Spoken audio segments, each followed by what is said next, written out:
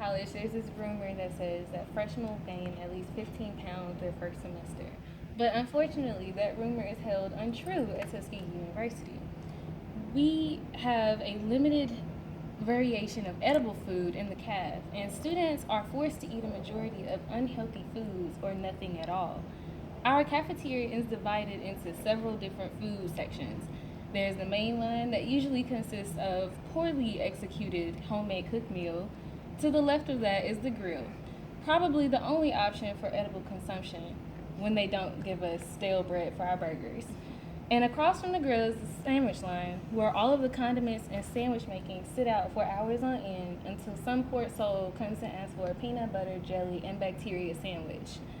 And of course, we can't forget the veggie line, the gluten-free line, and the salad bar, all of which have the same interchangeable combinations of lettuce, tomato, and cheese. On an average day, other than Fried Chicken Wednesday, many students indulge in either one of the described lines, but these choice foods are not only unhealthy, but they are also poorly prepared.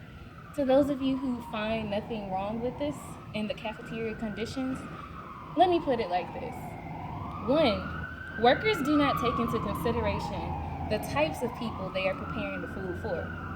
2. The hours that the cafeteria is made available to students does not give them a time allowance that is convenient enough to function. And 3. Tuition is already high, so why pay for food and a meal plan that we aren't satisfied with? The only way to avoid this is to simply bring our own cooking appliances. This way we get to make our own food, prepare the food at our timely convenience, and still be able to maintain our budgets. There are many colleges that allow students to host cookware within their dorms, but harboring cooking materials within the comfort of your dorm is a luxury that Tuskegee students aren't able to afford. It is stated in the Student Code of Conduct that food preparation and the use of electrical cooking appliances are not permitted in residence hall rooms. If you even think to bring your own electric appliance, you will be assessed a fine of up to $100. Ridiculous, right? Certain students have distinctive food allergies that make it difficult for them to enjoy the same cuisine that their peers are offered. Depending on the type of allergy, certain students are able to at least discriminate when it comes to picking the food that comes on their plate. However, for students with anaphylaxis allergies, even being near the cafeteria on a certain day can cause for a deadly reaction. Nicole Smith describes the drastic switch from high school to college in regards to her daughter who had to readjust to a new environment that didn't consider her standard of food. She noted that they checked dorms and were surprised to see that there was only one microwave per dorm. Now, to some college administration like Tuskegee, this sounds fine, but the mixture of different types of foods going in and out of the microwave can be hazardous to a person with the food allergy. However, if Nicole's daughter was able to have a microwave within her own room, she could have kept the hazardous triggers to a limit and away from her environment to better tailor her meals to her own health standards. Our weekday breakfasts and weekend dinner hours start from 7 to 8 o'clock a.m. and from 4 to 6 p.m. These are the only times that the cafeteria is open for the most important meals. And in between those 1 to 2 hour periods is the only time we have access to whatever food the cafeteria provides. Considering the earliness factor of both, most students will spend their mornings and weekend afternoons with starving and empty stomachs.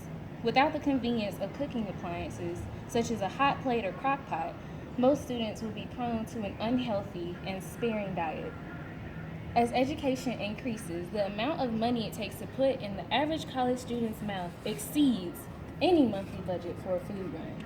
As of 2016, Tuskegee University's meal plan regulations state that for a first semester freshman, the meal plan consists of at least $2,400. This means that from late August to early December, one person is devouring $2,400 worth of food.